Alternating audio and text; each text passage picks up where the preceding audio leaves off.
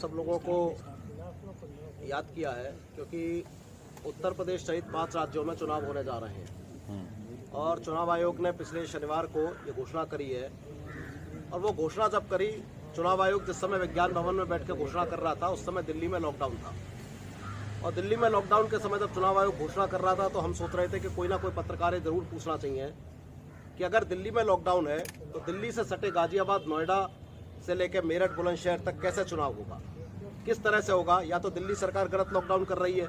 या निर्वाचन आयोग कुछ ना कुछ गलत फैसला ले रहा है। तो ऐसे समय में जब दिल्ली में लॉकडाउन के समय चुनाव आयोग घोषणा कर रहा था तो कोई सवाल मैं सुन नहीं पाया, हो सकता आया हो, किस तरह से आना चाहिए था कि दिल्ली में लॉकडाउन के समय चुनाव आयोग घोषणा कर रहा है तो कोविड के समय जिस समय पार्टियों से राय ली गई थी उस समय 200 केस थे पूरे देश में, और जिस समय चुनाव आयोग ने घोषणा करी उस समय 1,20,000 केस थे नए हर रोज जो हो रहे थे। और आज देश में करीब 2 लाख, लगभग 1,80,000 या 90,000 केस हो रहे हैं। और उत्तर प्रदेश भी कोई अछूता नहीं है। ये दूसरी बात है कि चुनाव के कारण हो सकता है यहाँ के आंकड़े कम दिए जा रहे हों, लेकिन अगर कोविड के कारण दिल्ली को लॉकडाउन किया जाएगा, दिल्ली को बंद किया जाएगा, दिल्ली में निजी दफ्तर भी बंद किए जाएंगे, तो क्या ये जो कोविड है, ये जो ओमिक्रॉन जो चल रहा है, जो अमेरिका में 11 लाख हो रहा है, क्या दिल्ली से सटे गाजियाबाद, नोएडा और जहां पे पहले चरण में चुनाव है या दूसरे चरण में चुनाव है वहां नहीं आएगा? तो निश्चित रूप से कहीं ना कहीं जैसा पंचायत चुनाव के समय हमारे कई शिक्षकों को या जो ड्यूटी सेंटर पे थे उनकी भी बाद में कई लोगों की जान गई, और जो कुछ हुआ वो सब आप लोगों के सामने है उत्तर प्रदेश के पंचायत चुनाव के समय। तो आज क्या ये जो सामान्य निर्वाचन किया जा रहा है, जबकि इसका समय था 14 मई तक का इसका समय था, जो पहली बैठक हुई थी, तो 14 मई तक के लिए पर्याप्त समय था आयोग के पास में, और उसके बाद भी अगर आवश्यक पड़े तो विशेष परिस्थितियों में प्रेसिडेंट रूल भी लगाया जा सकता था।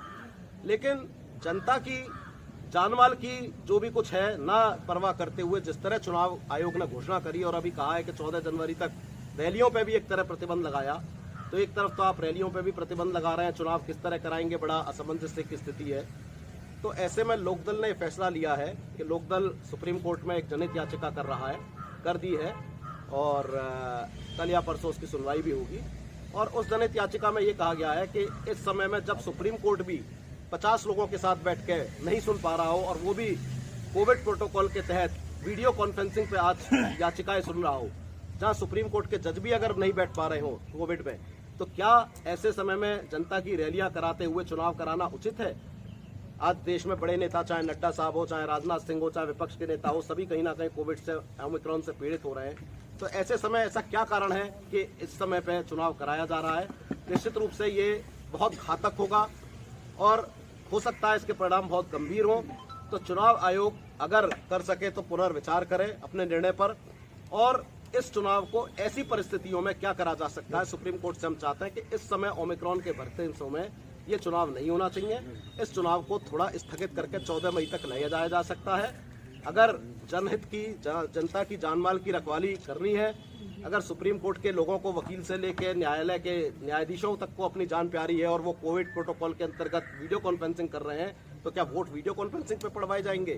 क्या किस तरह से वोटिंग होगी, किस तरह से लोग रहेंगे, क्या ये कोविड प्रोटोकॉल रह पाएगा? निश्चित रूप से इसका बहुत नुकसान उत्तर प्रदेश नहीं बल्कि अन्य राज्यों में भी होगा। चूंकि ये 5 राज्यों का मसला है, इसलिए सुप्रीम कोर्ट में मूव किया जा रहा है। और सुप्रीम कोर्ट से हमारी अपील है कि भाई इसमें जान माल की रखवाली के लिए